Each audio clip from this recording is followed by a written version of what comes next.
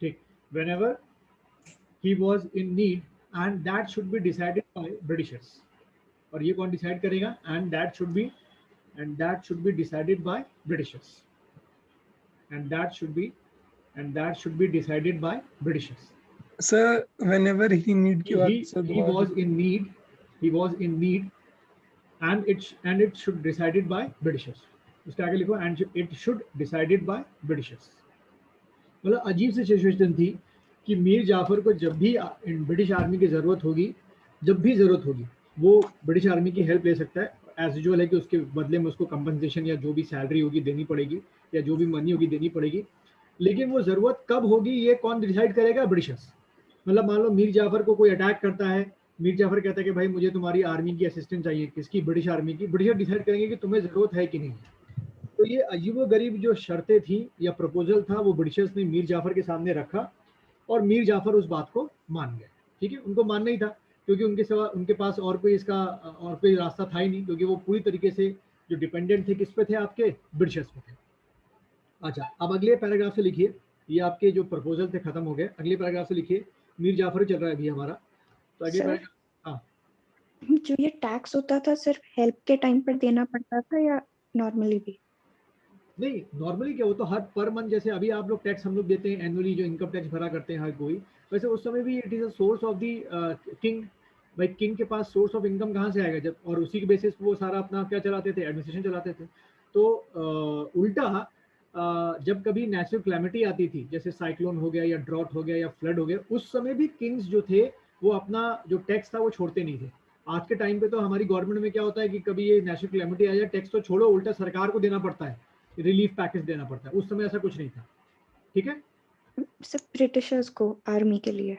King को. मतलब जो किंग होता था वो ब्रिटिशर्स को जो टैक्स देता था आर्मी के लिए, तो वो सिर्फ नीड के टाइम पर देता था या वैसे भी? नहीं, वैसे भी देना पड़ता था. अगर ब्रिटिश आर्मी उसके एम्पायर के अंदर होती थी, डिप्लॉयड होती थी, उनकी कैसे ना बेस कैंप अगर होता था, तो उनको टैक्स देना पड़ता था कि भाई हमने अपनी आर्मी जो है तुम्हारे यहाँ रखी है. ठीक है, वो तो ब्रिटिशर्स के तरीके थे किस तरीके से वो प्रिंसली स्टेट से जो रेवेन्यू है वो कलेक्ट करें.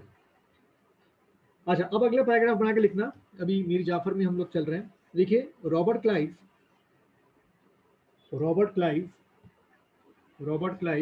sailed, SAILED. Robert Clive sailed for England in Feb 1760. In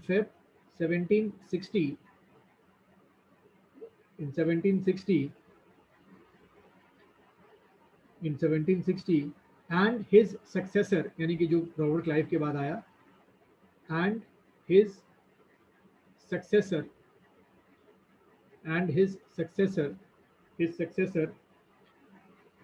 J.Z. Holwell, and his successor J.Z. Holwell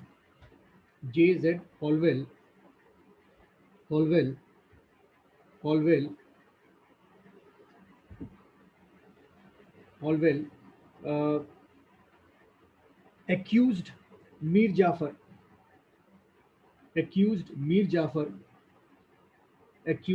Jafar जो ये हॉलवेल नए आए, accused Mir Jafar for anti-British activities. Accused Mir Jafar for anti-British activity या activities. ठीक है, anti-British activities. तो अगर इसको स्टोरी फॉर्म में समझे तो हुआ ये कि रॉबर्ट क्लाइव ने मीर जाफर को डरा के, धमका के उससे ढेर सारे पैसे जो थे अलग अलग फॉर्म्स में, चाहे रेवेन्यू को फॉर्म्स हो या आपका रॉ मटेरियल हो या आपका जो प्रेशियस मेटल्स, जैसे मान लो गोल्ड हो गया, सिल्वर हो गया, डायमंड हो गया, जो भी मीर जाफर ने छुपा के रखे थे अपने पास, वो सारे के सारे इसने हड़प लिए. और उसके बाद ये चला गया 1760 में वापस अपना इंग्लैंड. इसका टेन्योर पूरा हो गया था. जो J.Z. हॉलवेल आया, उसने भी यही कोशिश की कि भाई मीर जाफर, क्योंकि उसको भी पता चल गया था कि रॉबर्ट क्लाइव जो है बड़े अमीर होकर वापस गए हैं, तो जेजेड हॉलवेल ने बोला भाई जब उसको इतने पैसे दे सकते हो तो मुझे भी दो पैसे। तो उसने भी रॉबर्ट क्लाइव मीर जाफर के ऊपर ढेर सारे प्रेशर बनाने शुरू किए कि यू हैव टू पे जितना तुमने क्लाइव को किया है। और कहते हैं कि बेचारा रॉबर्ट क्लाइव वैसे ही क्या हो गया था, बिल्कुल खाली हो गया था, किसको पैसे दे देकर, ये रॉबर्ट क्लाइव को या ब्रिटिशर्स को पैसे दे देकर।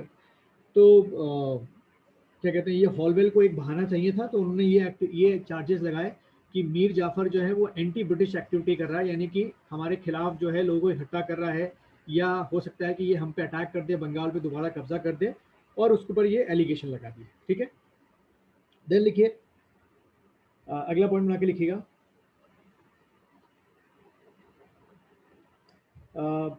मीर जाफर, अगला पॉइंट बना के लिखिए, Mir Jafar was replaced Mir Jafar was replaced by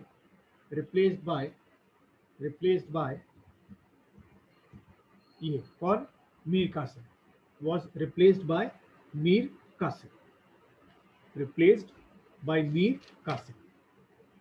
ठीक है, तो मीर जाफर का टेन्योर जो मैंने लिखाया था अभी वो था आपका 1757 से लेकर 60 तक। ठीक है, और उसके बाद फिर आपके भाई क्या आ गए, मीर कासिम आ गए। ठीक है, 17, और ये हेडिंग डाल लीजिए, मीर कासिम 1760 से लेकर 63 तक, ये लिख देना मीर कासिम क्या है। तो अगला लिखिए मीर कासिम। ठीक है, तो ब्रिटिशर्स ने मीर कासिम को इसी एक्सपेक्टेशन से बनाया था, बंगाल ऑफ नवाब बनाया था कि जैसे मीर जाफर ने बिल्कुल उनको हर चीज़ मानी, ब्लाइंडली फॉलो किया, और सारे पैसे या जो भी टैक्सेस थे, ज़मीन थी, वो ब्रिटिशर्स के नाम पर ट्रांसफ़र कर दी, मीर कासिम भी वही हरकत करें। ठीक है, लेकिन कहते हैं कि ये थोड़ा सा फिर से क्या निकला है, अलग निकला है। जैसे आपके कौन निकले थे, सिराजुद्दौला। तो इसमें लिखिए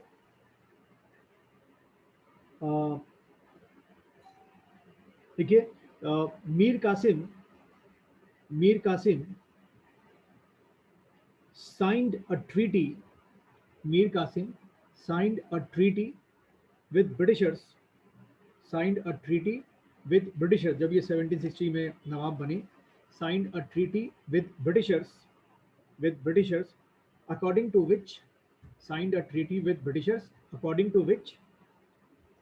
which देखो भाई ट्रीटी में क्या क्या शर्तें थी जो ब्रिटिशर्स ने मीर कासिम के सामने रखी। तो पहला लिखिए अकॉर्डिंग टू विच। सबका यहाँ तक हो गया, अनन्या, शुभिका? Yes sir. ठीक है, अमरजीत, सौरभ? Yes sir. ठीक है, हाँ तो सर। हम जो शर्तें पढ़ रहे हैं वो मीर कासिम के सामने, या जो प्रपोजल थे जो मीर कासिम के सामने रखे गए थे, और मीर कासिम ने उसको मान लिया क्योंकि भाई उसको नवाब ऑफ बंगाल बनना था। तो पहली शर्त लिखो, जो पहला प्रपोजल था ब्रिटिशर्स का जो मीर कासिम ने एक्सेप्ट किया, लिखिए 3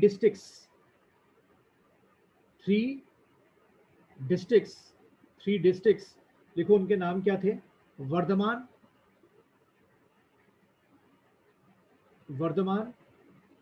उसके बाद मेदिनीपुर, ये सब बंगाल के डिस्ट्रिक्ट थे और बहुत फर्टाइल एरिया था, ये खूब अच्छी खेती होती है यहाँ पर। मेदिनीपुर एंड चिटगांव, सुना होगा समझ, चिटगांव टेस्ट मैच होते रहते हैं यहाँ पर। हाँ सर। चिटगांव,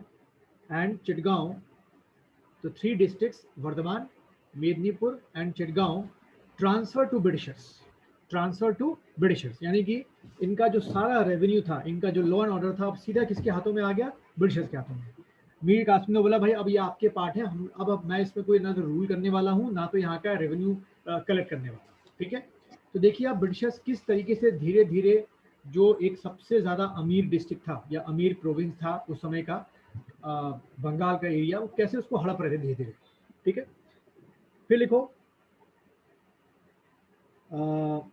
दूसरी जो शर्त रखी, क्या कहते हैं, प्रपोजल जो रखा ब्रिटिशर्स ने मीर कासिम के सामने, वो क्या था और उसने एक्सेप्ट किया। The Britishers would get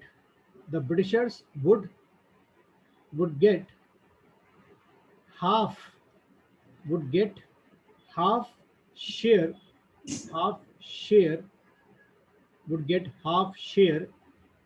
share in the trade of Silhut, in the trade of Sylhet, SYL Sylhet, ठीक है। यहाँ बहुत अच्छा ट्रेड एक्सपोर्ट इंपोर्ट हुआ करता था। तो ब्रिटिशर ने बोला कि भाई अब ऐसा है, वहाँ से आधा जो रेवेन्यू होगा वो हम रखेंगे और आधा तुम मीर कासिम रखना। तो मीर कासिम इसके लिए भी राजी हो गए, ठीक है चलो भाई। तो एमसीक्यू में क्वेश्चन यही आता है कि वो कौन सा एरिया था बंगाल में जहाँ पर मीर कासिम और ब्रिटिशर्स के बीच में हुआ कि वो हाफ ऑफ रेवेन्यू को वो करेंगे, डिवाइड करेंगे। तो आप टिक करके आएंगे सिलहट करके आएंगे, ठीक है। फिर लिखिए अगला, थर्ड आपका जो शर्त थी वही शर्त जो पुरानी उसके साथ रखी गई थी, किसके साथ? मीर जाफर के साथ। The enemy of Britishers considered as the enemy of Mir Qasim. The enemy of Britishers considered the enemy of Mir Qasim. तो बेचारा मीर कासिम का कोई अगर दोस्त भी होगा, कोई किंग, और वो ब्रिटिशर्स का गलती से क्या निकल आया? दुश्मन निकल आया, तो मीर कासिम का भी क्या बन गया भाई? दुश्मन बन गया।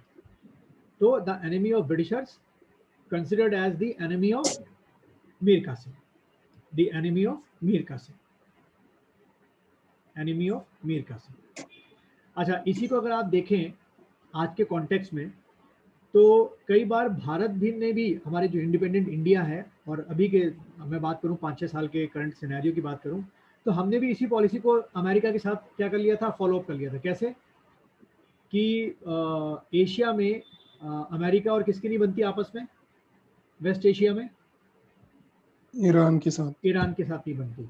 तो कई बार ऐसा हुआ कि अमेरिका के प्रेशर में आके हमने ईरान के अगेंस्ट में यूएनओ के अंदर क्या कर दी है? वोटिंग कर दी है।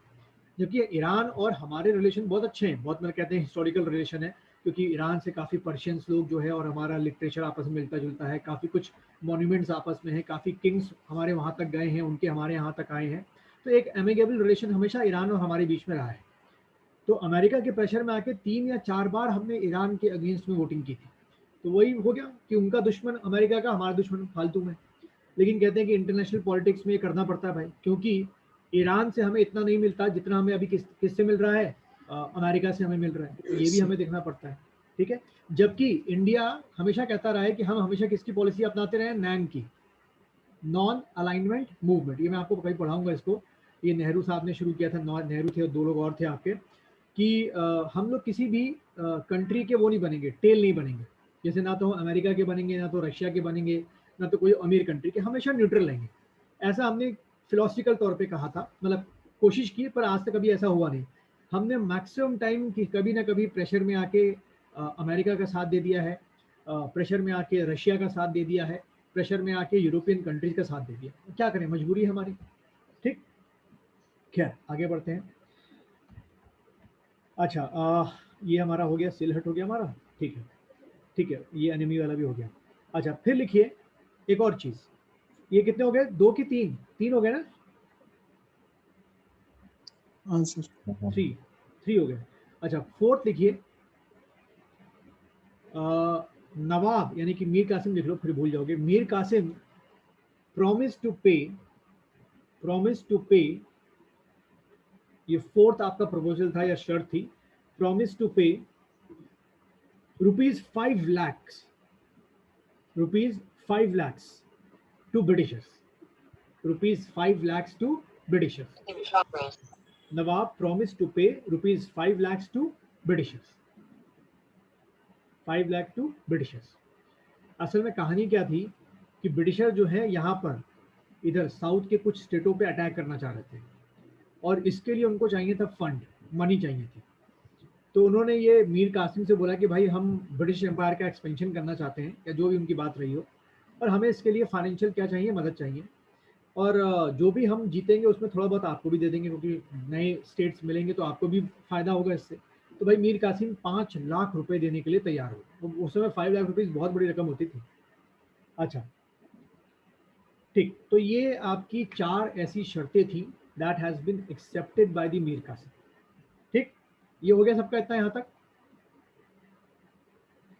Yes sir. हाँ सर ठीक, तो इसको पढ़ने के बाद ये लगता है कि भाई मीर कासिम का भी एटीट्यूड ऐसे ही था जैसा किसका था? मीर जाफर का। लेकिन यहाँ मीर कासिम थोड़ा अलग था, थोड़ा क्या मैं कहता हूँ बहुत अलग था मीर जाफर से। तो लिखिए अगला पॉइंट करके, मीर कासिम, हेडिंग डाल के लिखना पहले ये, Mir Qasim introduce following reforms. Mir Qasim introduce following reforms. तो इन रिफॉर्म्स के लिए उन्होंने ब्रिटिश से पूछा नहीं कि भाई मैं ये करने जा रहा हूँ, वो करते गए चुपचाप। Mir Qasim introduce following reforms. तो भाई लिखो कौन कौन से रिफॉर्म्स उन्होंने इंट्रोड्यूस किए। सबसे पहला लिखो, और इसी वजह से कहते हैं कि ब्रिटिशर थोड़ा सा गुस्सा होना शुरू हो गया कि भाई तुमने ये हरकतें क्यों शुरू कर दी, मतलब मुझसे हमसे बिना पूछे। तो पहला लिखिए, Mir Qasim transfer the capital, जो बंगाल की कैपिटल थी उस समय, फ्रॉम मुर्शिदाबाद टू मुंगेर।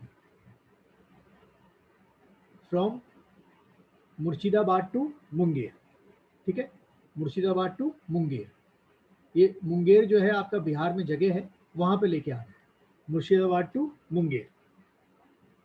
ठीक है, और इनका मकसद क्या था कि सीधे अगर आप मैप की तरफ दे दें, सीधे आपका बंगाल से उठा के बिहार में आ गए अपनी कैपिटल को लेके, कि ये चाहते थे कि इस तरीके से ब्रिटिशर्स का कम से कम इन्वॉल्वमेंट होगा इनके जो एडमिनिस्ट्रेशन है, जो कोर्ट प्रोसीडिंग है, या जो भी इनका कामकाज है। तो पहला ऑब्जेक्टिव तो भाई इनका ये था। अब इस बात को लेकर ब्रिटिशर बड़े गुस्सा हुए कि भाई तुम कैसे अपनी कैपिटल मुर्शिदाबाद से मुंगेर लेके चले गए।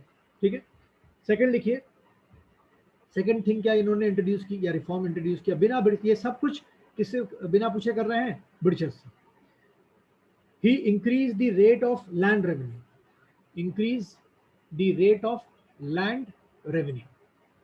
ठीक है, increase the rate of land revenue, यानी कि जो मीर कासिम के पास लैंड थी, जो इसके पास था, उसमें सब में इसने लैंड रेवेन्यू बढ़ा दिया, यानी कि अपने सोर्सेज को बढ़ा रहा था रेवेन्यू के।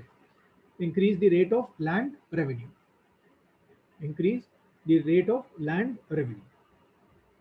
ठीक। चलिए आगे बढ़ते हैं। जैसे अभी सबको आपको पता होगा, ये जो करंट सिनेरियो चल रहा है, हमारे फाइनेंस मिनिस्ट्री जो है लगातार कोशिश कर रही है कि हमारे जो सोर्सेज ऑफ इनकम है वो बढ़ती जाए। तो पेट्रोल में हम एक हद तक, हम का मतलब जो आपकी गवर्नमेंट है वो एक हद तक इंक्रीमेंट कर सकती है, क्योंकि ज़्यादा अगर पेट्रोल में हम इंक्रीज करेंगे तो या तो लोग गाड़ी चलाना बंद कर देंगे, या तो बड़ा बुरा तरीके से क्या करेंगे, रिवॉल्ट करने शुरू कर देंगे, धरना हो गया, और अपोजिशन खैर चाहते ही है आपको। अच्छा, नेक्स्ट लिखिए,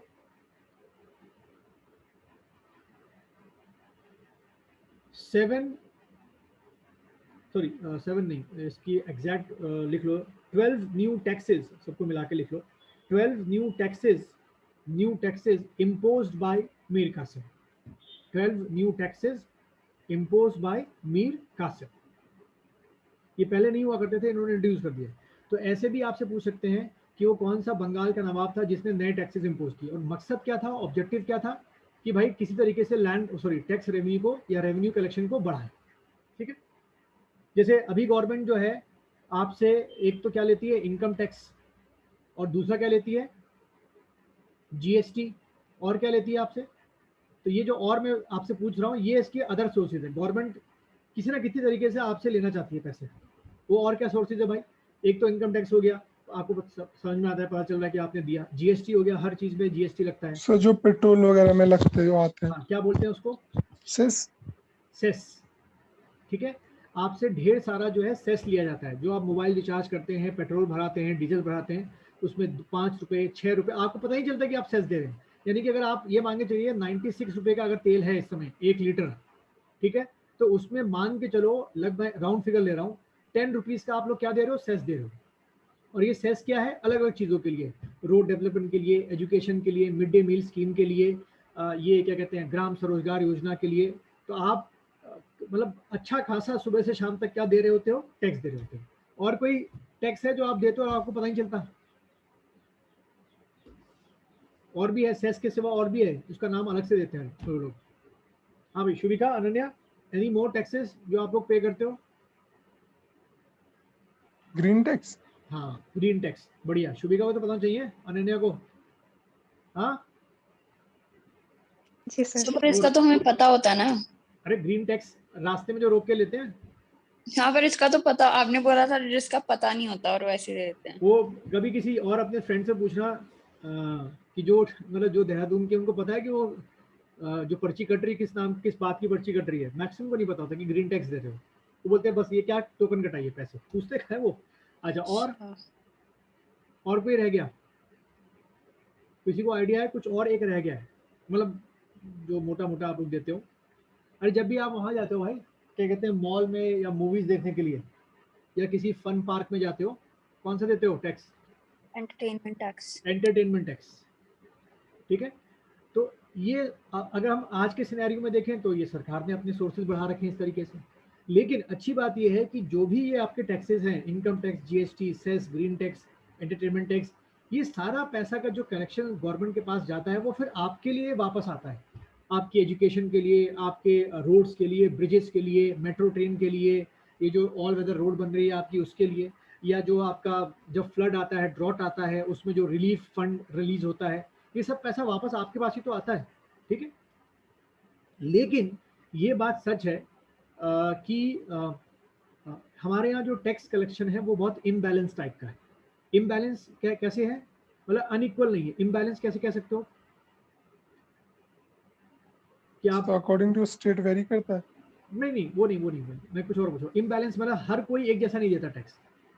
जैसे फॉर एग्जाम्पल, हम जो टैक्स भर रहे हैं, पर वो इनकम के हाँ बेसिस पे भी जो इनकम टैक्स वगैरह देते हैं।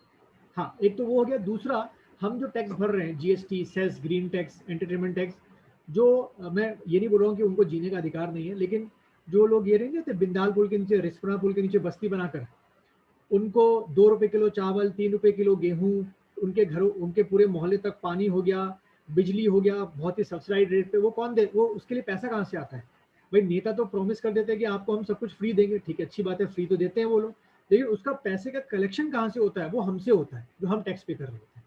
तो ये जो अनइक्वल डिस्ट्रीब्यूशन ऑफ टैक्सेस हैं, इसमें एक बहुत बड़ी पॉपुलेशन का जो बर्डन है वो हमारे ऊपर पड़ता है, जो हम टैक्स पे हैं, ठीक है। ये बात एक है, लेकिन इसको हम अगर डिस्कस करें ओपनली तो वो बोलेंगे भाई वो सिटीजन नहीं है, बट उनको, जैसे गवर्नमेंट अभी आपका ये फ्री का वो दे रही है, अनाज दे रही है कि पिछले आने वाले 3 महीनों तक, आपने पढ़ा होगा मोदी ने बोला भाई 3 महीनों तक सबका फ्री का अनाज, फ्री का गेहूं, चावल और जो भी आपका होता है। बट ये के लिए पैसा जो है वो कहाँ से आएगा? वो हमारे पास से तो आएगा जो हम टैक्स पेयर हैं, ठीक है। चलो आगे बढ़ते हैं। तो एज अ सिटीजन है तो हमको बर्डन उठाना पड़ेगा। अच्छा, फिर लिखिए अगला लिखिए, he reorganised his army. He reorganised his army on European model. सबसे खतरनाक ये स्टेप था जो इसने लिया, मीर कासिम ने, और सबसे ज्यादा ब्रिटिशर्स इसी स्टेप से चिढ़े थे। He reorganised his army on the European model, on the European model. लिखा भाई इतना सबने? ये किसका कनेक्शन बार बार जा रहा? शुभिका आपका हाँ आ रहा है सर। क्या? हाँ, यूरोपियन कुछ कहे। यस सर, रिपीट कर दीजिए। He reorganized his army on the European model. On the European, model हाँ यूरोपियन नहीं नहीं सर, हो गया। यूरोपियन मॉडल या model. Model European model. Oh, हाँ, और तो कुछ छूटा अमरजीत पिछला? नहीं नहीं। ठीक। हाँ, अनन्या कुछ कौन क्वेश्चन पूछा था कोई? सर ये पूछ रही थी ये क्या होता है? ये जो आर्मी का था। हाँ जी। अच्छा, उसने कुछ नहीं किया। मीर कासिम ने जो इनके यहाँ जो सोल्जर्स थे मीर कासिम के पास, वो पहले आपके तलवार और भाले रखा करते थे अपने पास। तो इसने ब्रिटिशर्स को देखा, फाउट करते, लड़ाई करते हुए देखा कि भाई वो लोग, इनके पास वेपन्स है, आर्टिलरी है, इन्फेंट्री है। तो मीर कासिम ने भी क्या किया कि यूरोप से जो और यूरोपियन कंट्रीज थी उनसे बंदूकें मंगवाई, और अपनी अपनी जो आर्मी थी उनको उस तरीके से ट्रेन किया कि कैसे लड़ाई करते हैं, जो मॉडर्न वे ऑफ वेपन वो है आपका वॉर का है, वो सारी चीज़ें इनको सिखाई। तो जो ब्रिटिशर्स से बड़ा चिढ़ गए थे कि भाई आप ये सब चीज़ें क्यों सिखा रहे हो अपने लोगों को? अब मीर कासिम क्या था, मेरा मन, मैं नवाब हूँ, मैं कुछ भी कर सकता हूँ, ठीक है ना? Yes sir. अच्छा, फिर लिखिए अगला। एक तो ये हो गया हमारा, फिर लिखिए, he set up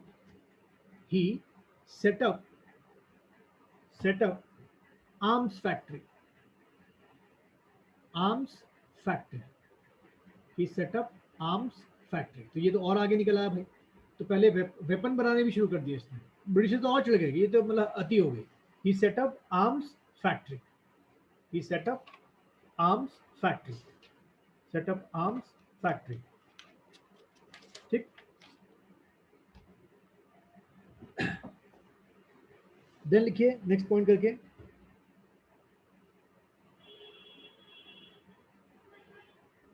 Mir Qasim abolish, ये भी इसका एक बड़ा अच्छा डिसीजन था। Mir Qasim abolish the duties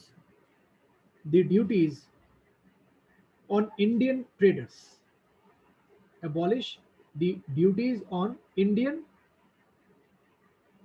traders, abolish the duties on Indian traders। ठीक है, इसका मीन्स ये हुआ कि जो यूरोपियन थे या जो ब्रिटिशर्स थे वो पहले ही मीर कासिम को वो नहीं दिया करते थे, टैक्सेस नहीं दिया करते थे, या जो पर्टिकुलर ड्यूटी थी नहीं देते थे। तो मीर कासिम ने बोला कि जब भाई आप हमें ड्यूटी नहीं देते हो, यानी कि जो ब्रिटिशर्स हैं जब वो हर ट्रेड पे ड्यूटी नहीं देते हैं तो इंडियन ट्रेडर्स क्यों देंगे। तो इन्होंने, मीर कासिम ने क्या किया कि ये रूल बना दिया कि भाई जो इंडियन ट्रेडर्स हैं टैक्सेस को नहीं, कुछ ड्यूटीज हुआ करती थी वो अब पे नहीं करेंगे, जैसे कि यूरोपियन या ब्रिटिश बिजनेसमैन नहीं करते हैं, पे नहीं करते हैं। तो ब्रिटिशर्स को इससे भी बड़ा अजीब सा लगा। क्यों अजीब सा लगा? क्योंकि जब इंडियन ट्रेडर्स ने जो ड्यूटीज है देना बंद कर दिया तो जो उनके प्रोडक्ट का कॉस्ट था और जो ब्रिटिश ट्रेडर्स के प्रोडक्ट का कॉस्ट था वो सेम हो गया, यानी कि मार्केट में बिल्कुल सेम हो गया। तो इससे जो ब्रिटिश ट्रेडर था उनको क्या मिलने लगी? फाइट मिलने लगी बाय द इंडियन ट्रेडर्स। और ये ब्रिटिश ट्रेडर्स को पसंद नहीं था कि भाई इंडियन ट्रेडर्स भी अपना माल बेचे आके या वो आगे बढ़े आपके। इतना समझ में आ गया अमरजीत, अनन्या? ठीक है, तो एबॉलिश दी ये ड्यूटीज आपका हो गया। अच्छा, फिर लिखिए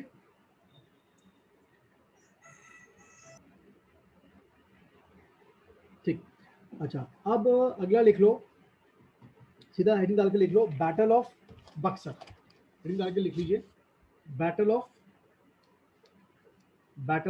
Buxar, battle of Buxar.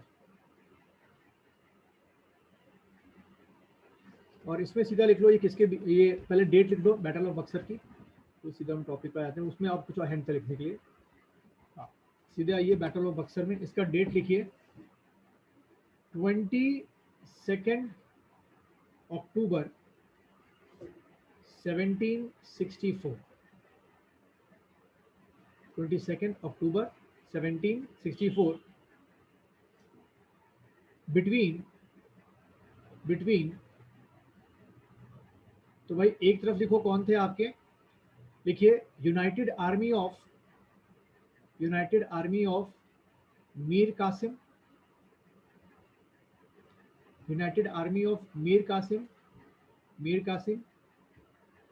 Plus लिखो शाह आलम सेकंड, ये मुगल एम्परर था, शाह आलम सेकंड प्लस आपका शुजाउद्दौला, शुजाउद्दौला, ठीक है। शुजाउद्दौला ये कौन था भाई? नवाब ऑफ अवध। शुजाउद्दौला साहब कौन थे? नवाब ऑफ अवध। ये जो यूपी का एरिया है वहां के ये थे, Nawab of Awadh, Nawab of Awadh, Nawab of Awadh, ठीक है। तो ये पूछते हैं भाई बैटल ऑफ बक्सर में दो पार्टीज बताओ, तो बिटवीन हो गया मीर कासिम, शुजाउद्दौला, शाह आलम सेकंड, सॉरी ये लिख दिया शाह आलम सेकंड कौन था? मुगल एम्परर, नीचे लिख दो इसमें मुगल एम्परर, और third person, first person Mir Qasim, second आपका शाह आलम सेकंड, और थर्ड पर्सन आपका शुजाउद्दौला, ठीक है। और इधर कौन थे आपके? हेक्टर मुनरो, यानी कि ब्रिटिशर्स, हेक्टर मुनरो, ठीक है। इधर आपके हो गए हेक्टर मुनरो,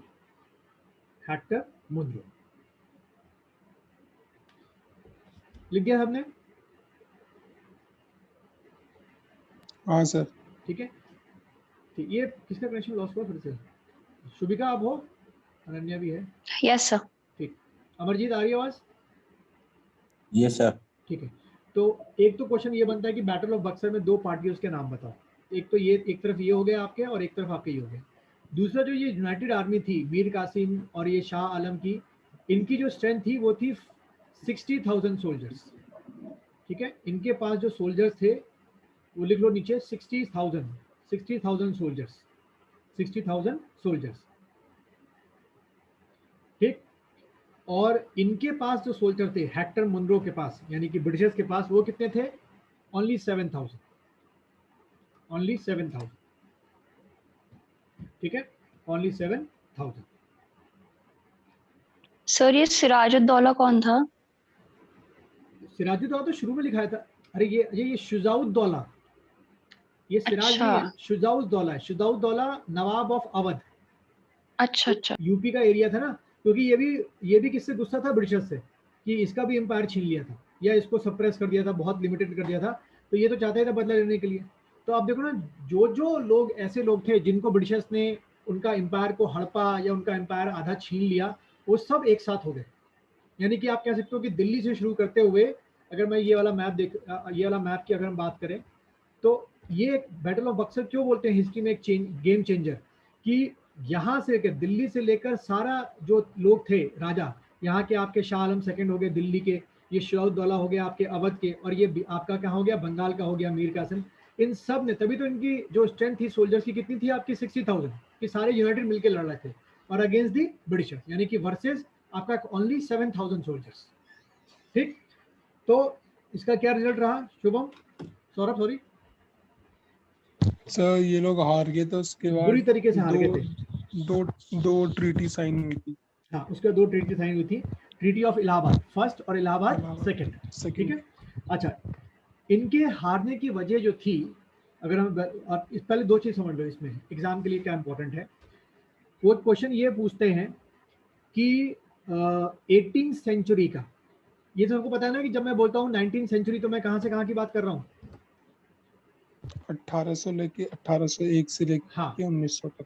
ठीक है, 1800 से लेकर 1899 मान के चलो या 1901 मान के चलो, ये अगर मैं बोलता हूँ तो उसको बोलते हैं हम लोग 19th सेंचुरी।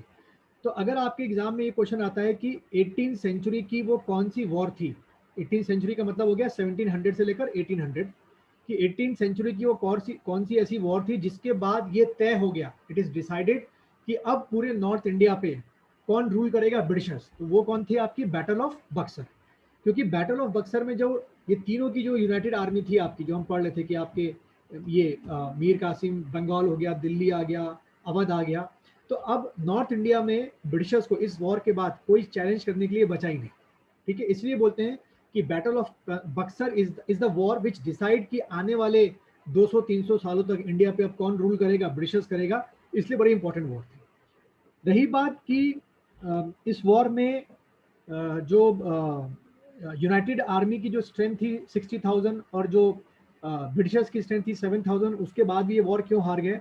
तो उसमें कई बुक्स में अलग अलग रीजंस लिखे हुए हैं।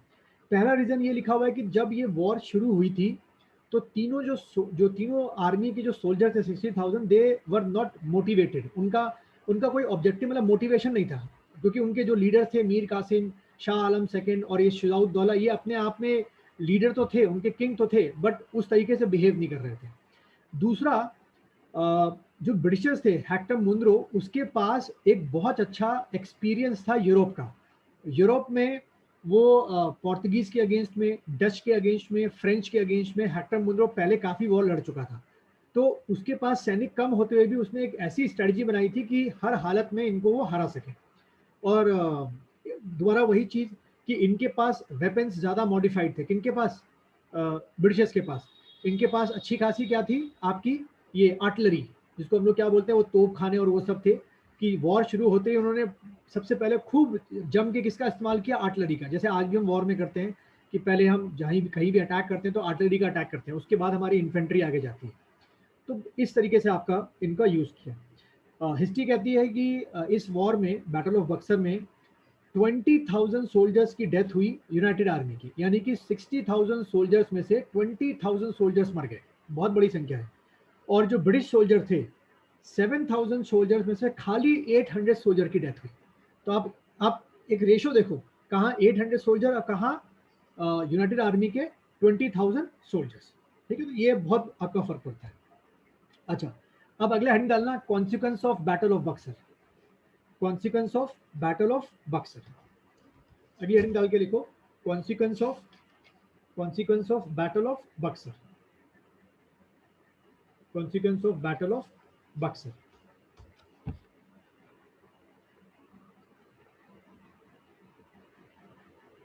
चलिए लिखिए इसमें, Robert Clive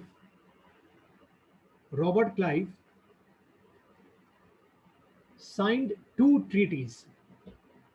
Robert Clive signed two treaties. तो सबसे पहले लिखो treaty of Allahabad first. Treaty of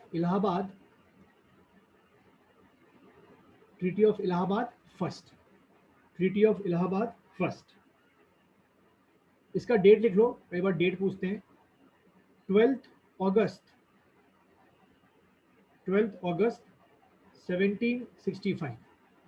12th August 1765 between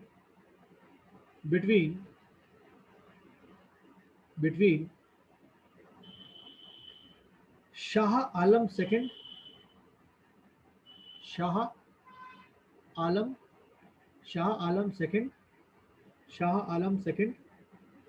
and Robert Clive, और ब्रैकेट में लिखो ब्रिटिशर्स।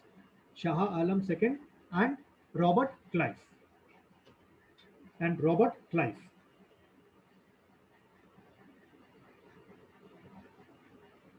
ठीक है, इसमें लिखो अगला पॉइंट बना के आउटकम्स, यानी कि इस ट्रीटी के आउटकम्स क्या थे। आउटकम्स ऐसे लिख लो शॉर्ट में, आउटकम्स। तो यहाँ से 3 अलग अलग फैक्ट लिखा दिए मैंने आपको। ट्रीटी ऑफ इलाहाबाद फर्स्ट कब साइन हुई, 12 अगस्त 1765। किसके बीच में, शाह आलम सेकंड और रॉबर्ट क्लाइव यानी कि ब्रिटिशर्स के बीच में। और आउटकम क्या थे लिखो, सबसे पहला आउटकम कह सकते हो आप, लिखिए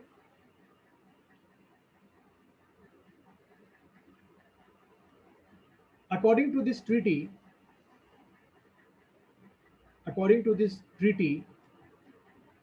the Diwani of Diwani, DIWANI। ठीक है, अमरजीत लिखा दीवानी। Yes sir. ठीक है, शुभिका हो गया। Yes sir. ठीक है, दीवानी। तो दीवानी का मीन्स क्या होता है, पर्टिकुलर वहां का लॉ एंड ऑर्डर और पर्टिकुलर वहां का रेवेन्यू, मतलब एक तरीके से सब कुछ चला गया। तो इसमें क्या जो पहली शर्त रखी रॉबर्ट क्लाइव ने, द दीवानी ऑफ, लिखिए Bengal, the Diwani of Bengal, comma Bihar and Orissa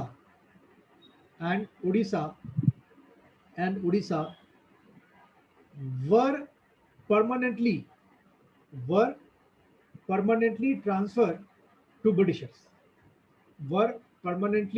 transferred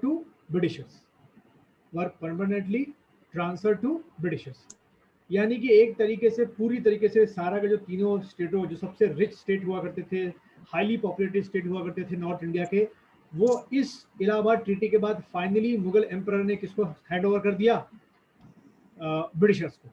ठीक है, याद रहेगा अमरजीत, कहाँ की दीवानी दी, बंगाल, उसके बाद उड़ीसा, बिहार, 3 जगहों की। ठीक है, अच्छा फिर लिखिए सेकंड क्या शर्त रखी गई, मतलब सेकंड क्या प्रपोजल था इस ट्रीटी ऑफ इलाहाबाद फर्स्ट में। ब्रिटिशर्स एग्रीड टू पे 26 lakh annually, 26 lakh annually to Shah Alam II। 26 lakh rupees मतलब 26 lakh rupees annually to Shah Alam II।